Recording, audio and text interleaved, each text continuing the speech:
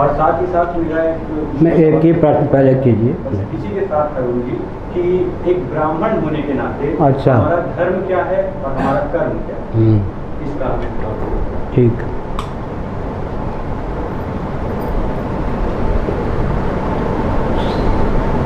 सनातन संविधान की सीमा में जो कर्म होता है उसी का नाम स्वकर्म हो जाता है, उसी का नाम स्वधर्म हो जाता है। यहाँ कर्म और धर्म पर्यायवाचक एकार्थक हो जाते हैं।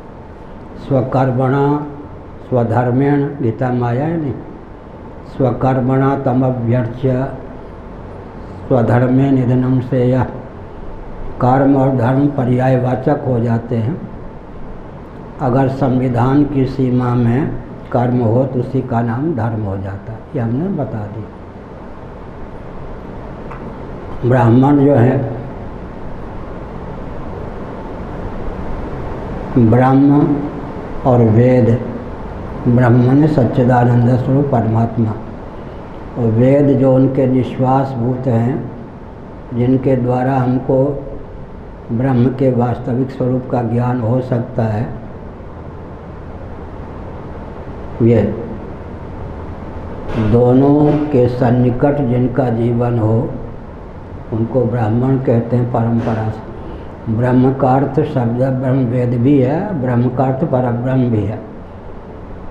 शब्द ब्रह्म परब्रह्म में पारंगत का नाम ब्राह्मण है, लेकिन इसके अनुकूल ब्राह्मण कुल में जिनका जन्म हुआ है अधिक सन्निकट है। प्रत्याशक्ति विशिष्यते, सम दम इत्यादि गीता के 18वें अध्याय में ब्राह्मणोचित शील हैं। और व्यावहारिक धरातल पर यज्ञ दान तप, जीविका की दृष्टि से यज्ञ कराना, दान लेना, यज्ञ दान, ये जीविका की दृष्टि से। यज्ञ करना धर्म की दृष्टि प्रधानता से है, यज्ञ कराना जीविका की दृष्टि से। ब्राह्मण यज्ञ करने में भी अधिकृत हैं, यज्ञ कराने में भी। क्षत्रिय वैश्य इत्यादि यज्ञ करने में अधिकृत हैं, कराने में नहीं। आचार्य तो ब्राह्मण के पास ही। ब्राह्मण दान लेने देने दोनों में अधिकृत हैं। अन्य जो हैं वो दान देने में अधिकृत हैं, लेने में नहीं। हमने संकेत किया। तो ब्राह्मण में आचार्यत्व प्रतिष्ठित है।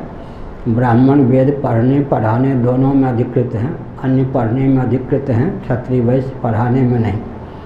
लेकिन फल से किसी को वंचित नहीं किया गया। जो भी वेदादि शास्त्र सम्मत विधा से अपने कर्तव्य का पालन करता है और ईश्वर के प्रति उस कर्तव्य को समर्पित करता है, उसका लौकिक उत्कर्ष होता है, पारलौकिक उत्कर्ष होता है, परमात्मा की प्राप्ति का मार्ग भी प्रशस्त होता है। फल की दृष्टि से सबके कल्याण का मार्ग प्रशस्त किया गया है।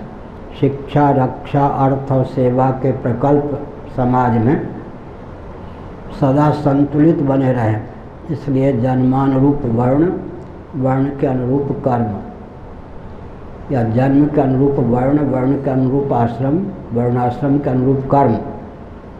ब्राह्मण ब्राह्मण, विशेषण एडजेक्टिव भी ब्राह्मण, विशेष भी ब्राह्मण। शिव पुराण 1 नंबर के ब्राह्मण हो गए।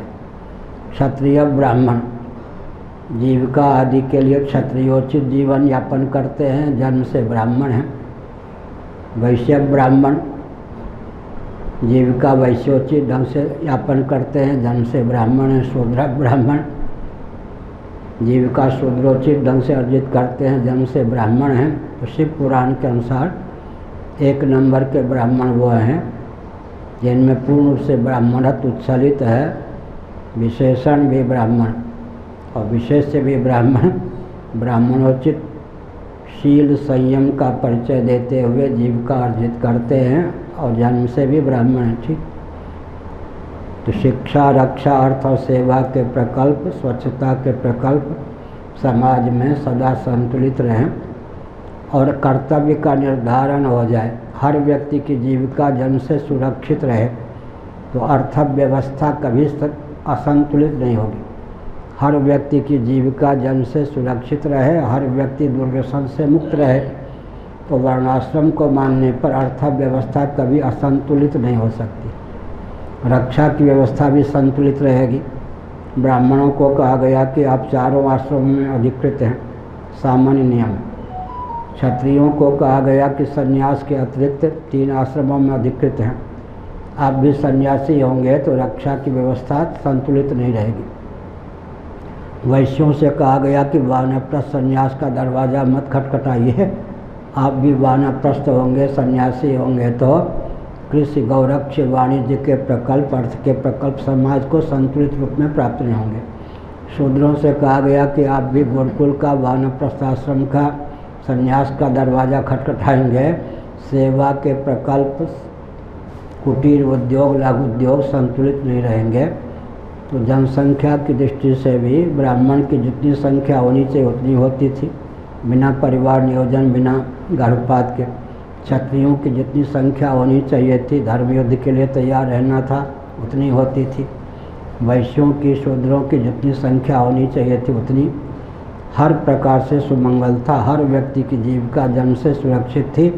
हर व्यक्ति सदाचार संयम से संपन्न होता था। किसी की बहू बेटी पर किसी की कुदृष्टि इसलिए नहीं जाती थी।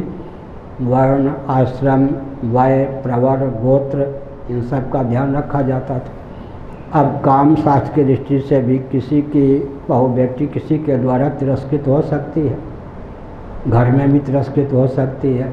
और अर्थ की दृष्टि से हर व्यक्ति की जीविका जन्म से आरक्षित है, हर व्यक्ति दुर्व्यसन युक्त है, इसलिए आर्थिक दृष्टि से विपन्नता ही विपन्नता है।